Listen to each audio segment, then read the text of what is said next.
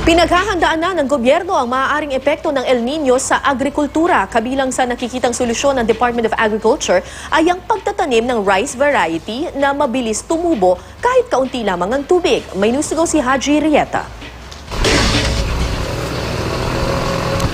Masusing pagpaplano ang nakikitang sandata ng Department of Agriculture Central Visayas para labanan ang posibleng epekto ng El Nino sa agrikultura. Sa taya ng pag-asa, sa Hunyo na posibleng magsisimula ang El Nino.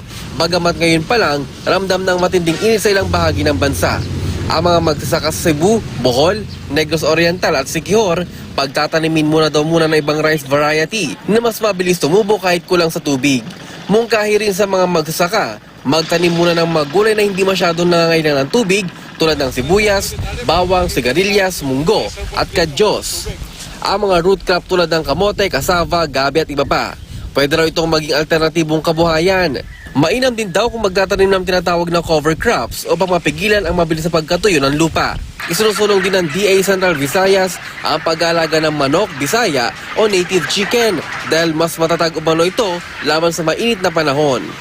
Pero kailangan pa rin daw ng bakuna ng mga manok upang hindi magkasakit pagdating ng tag-ulan. Nagbabala naman ang DA Central Luzon na posibleng makaapekto sa produksyon ng bigas ang El Nino. Ang Central Luzon ang tinaguriang rice granary ng Pilipinas. Sa tansya ng DA, makakapagtanim pa ng palay ang mga magsasaka sa buwan ng Hunyo bago tumama ang El Nino.